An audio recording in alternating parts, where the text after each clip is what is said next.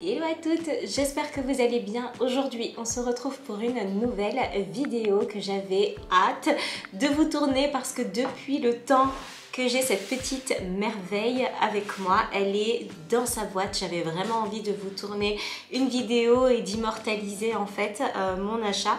Et j'espère en tout cas que ça pourra aider celles qui hésitaient sur la forme, la taille, la couleur ou que sais-je sur ce sac pollen. Donc comme vous l'avez vu dans le titre, nous allons unboxer et nous allons voir tout simplement comment se constitue le sac numéro 9 de pollen. Sachez que voilà, pollen, j'en suis pas à mon coup d'essai, c'est mon deuxième sac pollen.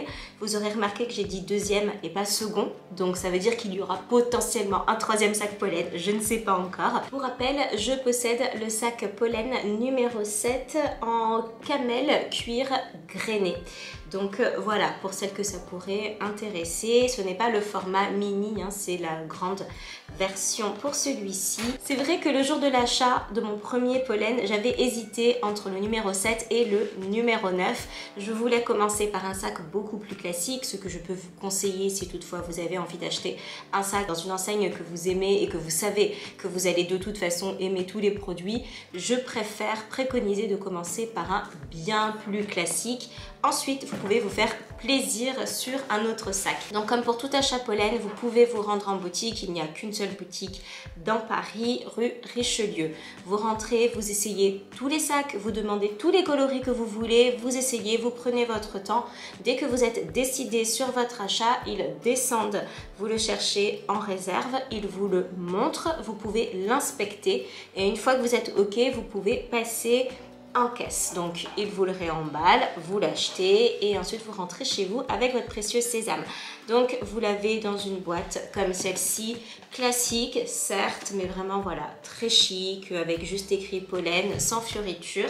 Ensuite à l'intérieur, vous avez comme ceci votre boîte avec écrit pollen et juste au-dessus le numéro de votre sac pollen.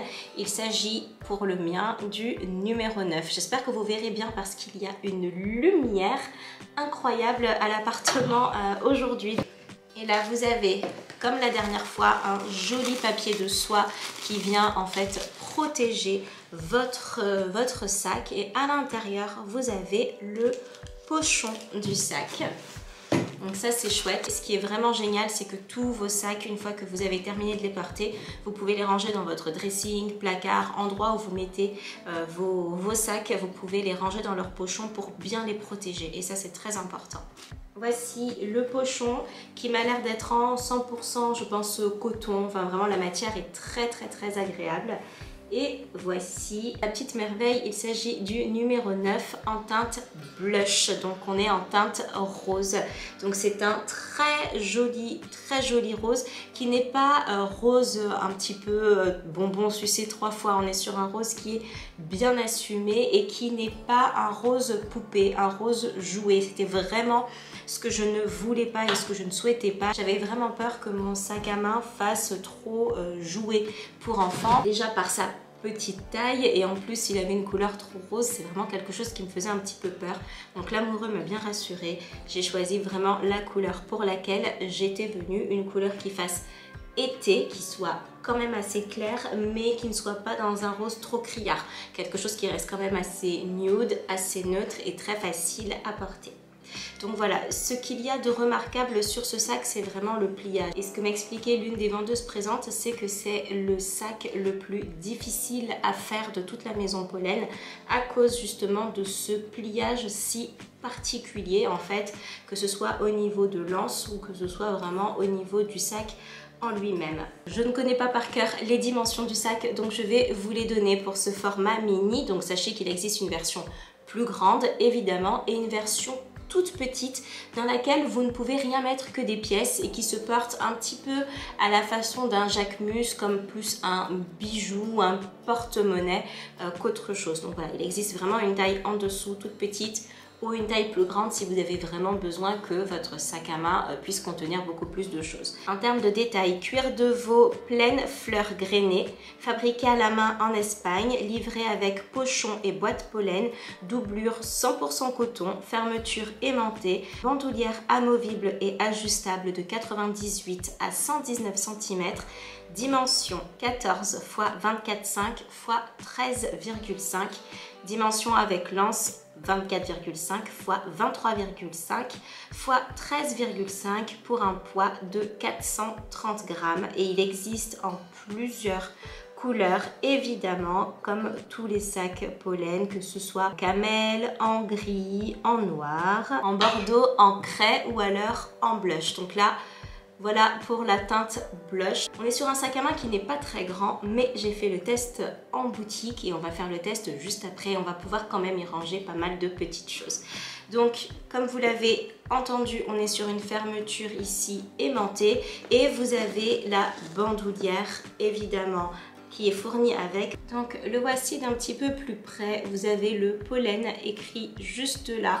Vous avez les attributs dorés sur lesquels il y a également écrit pollen des deux côtés. Donc je ne sais pas si ma caméra sera assez puissante pour vous le montrer, mais il y a bien écrit pollen juste là. Vous avez effectivement un bouton pression et qui est aimanté pour pouvoir le refermer. Et je ne vais pas vous mentir, c'était ce que l'amoureux redoutait. Donc moi il m'a dit, tu sais, je pense que ça va être compliqué d'y ranger ton téléphone parce que l'ouverture n'est pas très grande. On est bien d'accord. Si vous voyez par rapport à la taille de ma main, on est sur une ouverture qui fait à peu près la taille d'une main, vous voyez. Mais moi, c'est vraiment quelque chose qui me rassure. Étant donné qu'on n'est pas sur un sac qui ferme bien, lorsque je vais prendre le métro, j'aurai pas peur que quelqu'un y glisse sa main facilement dans mon sac. Donc après, c'est vraiment un argument à double tranchant.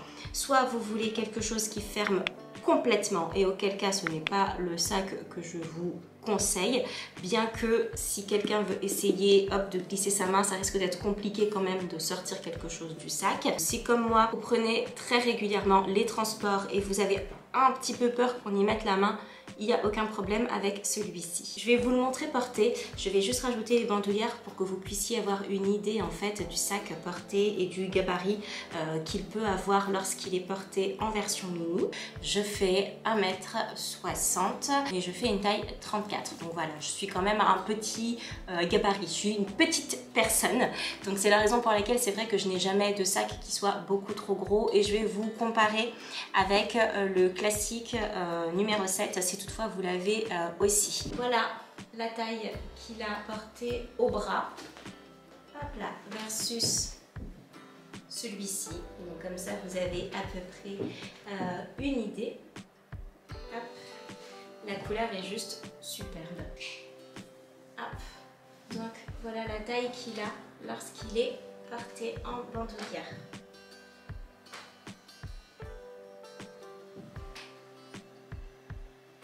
Et maintenant, grande question. Que peut-on rentrer dans ce sac? Je ne vais pas vous faire durer plus de suspense. Il est bien évident que c'est la première chose que j'ai tenté en boutique, c'est est-ce que mon iPhone rentre? Parce que s'il ne rentre pas, c'est juste pour moi impossible de concevoir d'acheter un sac sans qu'il ne rentre. Alors, je vais commencer par y rentrer mon trousseau de clés. Hop. Très facilement. C'est vrai qu'on ne dirait pas comme ça, mais comme il a une forme qui est quand même assez large, on peut rentrer pas mal de choses.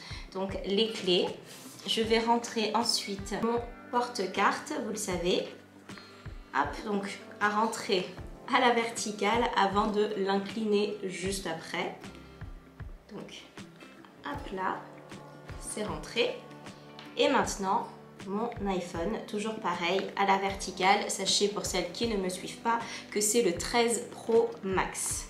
Hop là, il est rentré également et j'ai encore, on ne le verrait pas comme ça, mais c'est vrai que voilà, ça m'a pris vraiment juste la partie du bas. Voilà, mon téléphone est ici. J'ai encore tout cet espace-là que je ne vous conseille pas forcément de remplir, sinon pour aller récupérer ce qu'il vous faut, ça risque d'être assez compliqué. Mais ma foi, tout y est absolument rentré.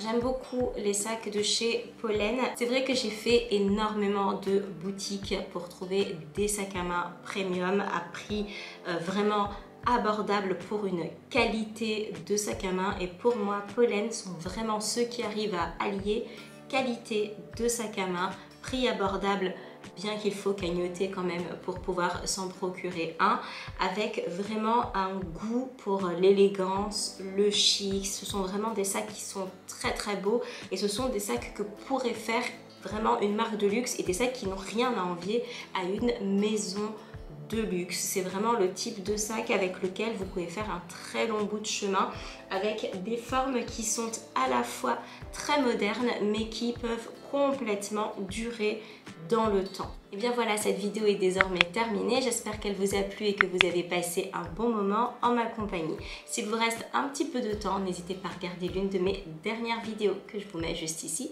ou à vous abonner en cliquant sur ma tête juste là. Je vous embrasse très très fort et je vous dis à très bientôt. Salut!